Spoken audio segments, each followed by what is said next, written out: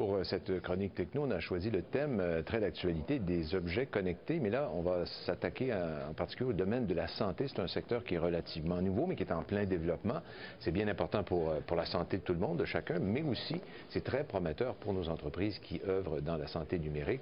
Philippe Newbourg, analyste indépendant spécialisé en technologie de l'information, est avec nous pour nous en parler. Bonjour. Bonjour. Alors, les gadgets se multiplient, toujours bien sûr dans le numérique, mais il y en a de plus en plus qui concernent la santé, notre santé. Tout à fait. Et ça fait déjà un certain temps. Je suis venu avec mon bracelet de santé. Alors ça, on en a chez Microsoft, on en a chez Wissing. On a de plus en plus de gens qui portent ce genre de choses. Alors c'est un bracelet, ça pourrait être une montre. L'Apple Watch va faire ce genre de choses également. Il y a en dessous un capteur qui est contre la peau.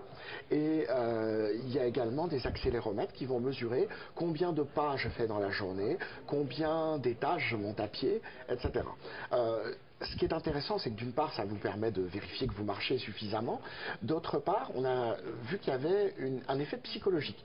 Le fait de porter ce bracelet-là fait que vous savez que vous allez être surveillé, entre guillemets, vous vous surveillez vous-même, mais du coup, vous améliorez votre comportement de santé.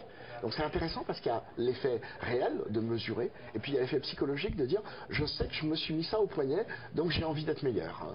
Donc il y a des tas de choses intéressantes autour de ça, mais ça fait déjà une bonne dizaine d'années que ça existe. On en a parlé quand on a lancé l'Apple Watch, parce que c'était un des avantages. Je ne sais pas si on cherchait quoi faire avec la montre au départ, on a dit, ben, comme on l'a au poignet, on va imiter ce gadget-là, mais on voyait qu'il y a une part importante, il y a des gens qui s'intéressent à ça de plus en plus, et ça, donc, c'est en plein développement. Ils vont devenir de plus en plus spécialisés avec de plus en plus de données. Donc ça, c'est devenu presque classique. Il y a aussi des choses très intéressantes maintenant pour faire travailler notre cerveau, parce que la santé, ça passe aussi par le cerveau, et donc on a par exemple le Muse. Alors on va voir une petite vidéo qui va nous expliquer un petit peu ça. Le Muse, c'est un bandeau connecté qui permet finalement de lire nos ondes cérébrales et de les retranscrire dans une application. Et alors en fait, on va pendant 3 minutes chaque jour utiliser ce système-là. On va se forcer à penser à des choses et on va voir l'impact que ça a sur notre application, sur notre téléphone intelligent. Ça va nous permettre de focaliser notre esprit sur des choses et on va essayer de contrôler notre esprit, de contrôler notre pensée. Et alors ce que nous disent les créateurs de Muse, c'est que ça aurait des effets positifs sur la pression artérielle et l'hypertension, et ça permettrait de mieux contrôler sa réactivité émotionnelle. Ça peut paraître farfelu, mais il y a des études très sérieuses qui ont été faites là-dessus, et il y a vraiment un impact, là. Exactement, tout à fait. Et il y a des gens à Montréal qui travaillent beaucoup là-dessus aussi. Alors ça aussi, c'est un autre genre de produit dont on verra de plus en plus. Je sais même qu'il y a beaucoup de gens, il y a une grande vogue pour le yoga actuellement et ces choses-là, la relaxation. Alors ça s'inscrit un peu dans ce courant de pensée-là.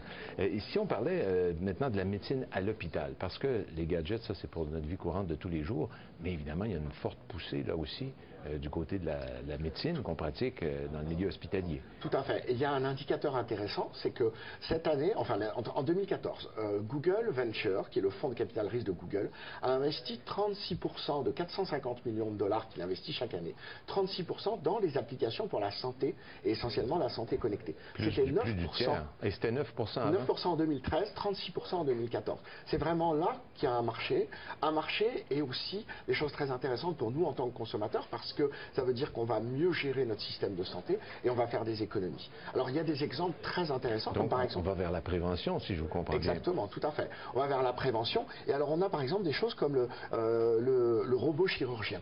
Alors le robot chirurgien, on va voir une petite vidéo qui nous explique un peu comment ça fonctionne. L'idée, c'est de pouvoir opérer à distance. Alors là, vous voyez, le chirurgien est presque enfermé à son tour dans un appareil. Il va regarder au travers de cet appareil et il va avoir des manettes comme dans un jeu vidéo presque, qui vont piloter le robot qui est à droite. Et donc, alors, là, ils sont tous deux dans la même pièce, le patient et le docteur, mais c'est pour montrer ce qui se passerait. Lui, il sera à distance. Mais il pourrait être à plusieurs milliers de kilomètres de distance. Donc ça veut dire, par exemple, pour des populations qui n'ont pas accès à des services de santé très pointus, on pourrait imaginer avoir une salle d'opération quelque part, par exemple, dans le nord du Québec, et puis avoir un chirurgien qui, lui, peut-être resterait à Montréal. Donc c'est très intéressant pour ce genre de choses. Donc le robot, ça c'est une application extrêmement intéressante d'objets connectés. Et puis vous le disiez, on peut avoir des consultations à distance, on peut avoir des consultations en vidéo, on peut avoir un assureur, Oscar, qui propose par exemple d'avoir gratuitement des consultations en vidéo chez le médecin plutôt que de payer de rembourser la dépense qu'on va faire chez un vrai médecin, entre guillemets. Alors, le médecin à distance pourrait prendre notre pouls, faire un examen de base grâce à des appareils, des capteurs qui vont lui donner les données. Exactement. Mais il n'aura pas à se déplacer. Économie de temps extraordinaire. Exactement. On a aussi un autre exemple qui est intéressant, c'est un pansement intelligent. Un pansement qui va détecter les escarres avant qu'ils ne se forment. Alors là, je vais appelle communément les plaies de lit, hein, je crois. Oui, exactement. Je vais lire pour être précis, parce que je ne voudrais pas faire de bêtises. En utilisant une technique connue sous le nom de spectroscopie d'impédance, en fait, on va détecter les changements électriques dans les tissus qui se produisent lorsqu'un tissu passe de bonne qualité à mauvaise qualité. Donc, on peut prévoir, voir qu'une plaie de lit est en train de se développer. Très et donc, intéressant. on va mettre un pansement et il va le détecter. Philippe, vous restez avec nous. On a un autre segment qui s'en vient. Tout de suite après cette pause, mesdames, messieurs.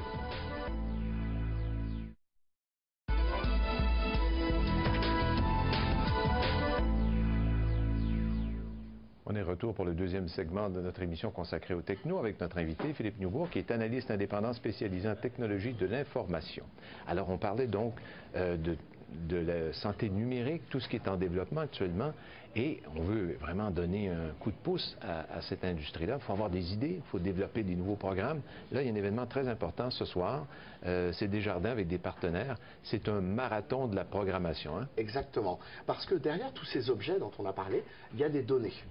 Et ces données, on va les récupérer, des gigaoctets de données, et ça va être en les analysant qu'on va pouvoir imaginer de nouvelles applications.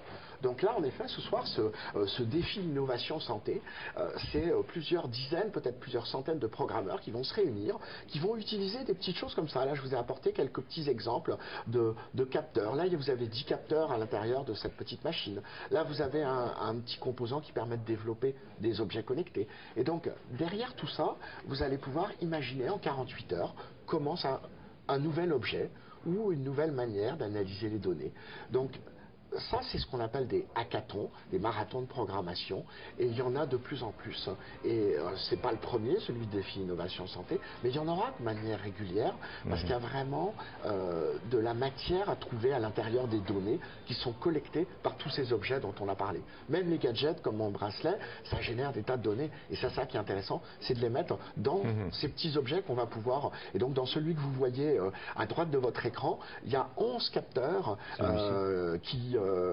qui permettent de collecter des tas de données. Donc ça devient accessible dans une toute petite boîte comme ça. Voilà.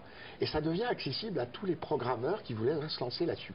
Il y a d'ailleurs, une parenthèse, ce mois-ci démarre à Montréal la première formation au Collège de Bois de Boulogne sur les objets connectés.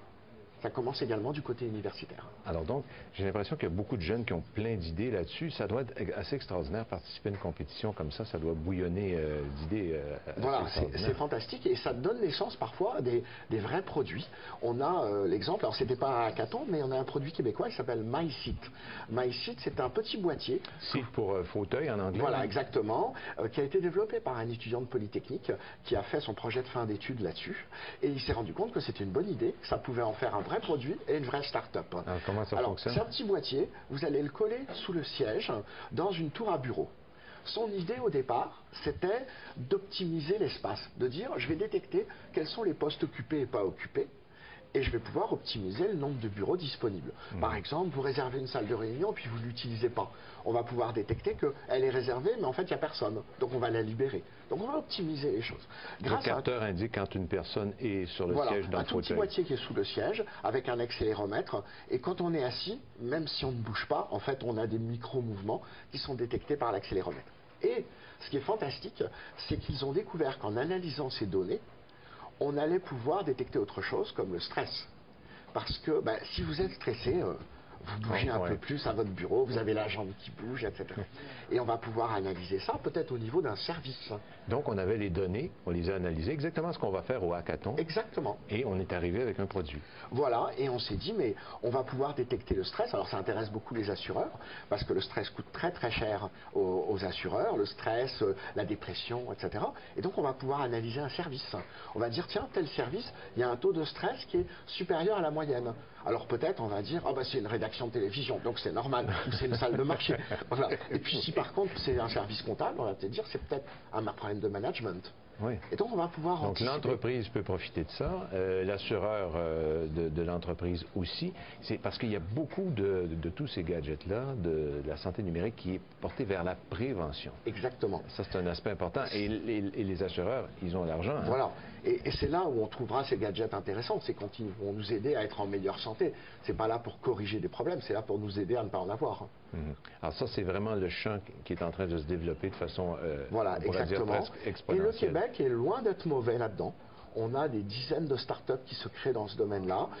Tout ce qui est les habits connectés, les choses que l'on porte sur soi, il y a le mouvement WearX qui conduit à développer des tas de choses comme ça. Ils se réunissent régulièrement, ils inventent des choses. C'est absolument fabuleux, ça bouillonne au Québec autour des objets connectés et c'est fantastique. Il ne faut pas regarder les États-Unis en disant ils sont meilleurs que nous. Ils ont un peu d'avance, mais on peut être aussi bon qu'eux.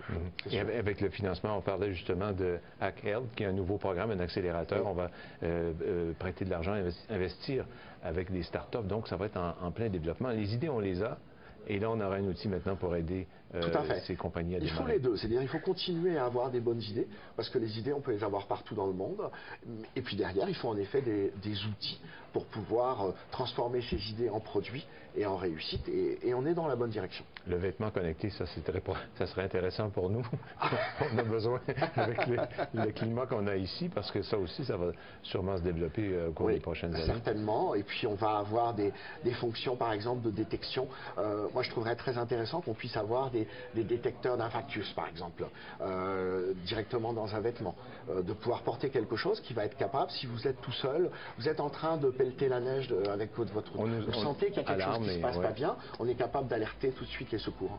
Philippe, merci beaucoup pour toutes ces informations très intéressantes. Je vais citer Voltaire pour terminer. La santé est une chose bien trop importante pour la confier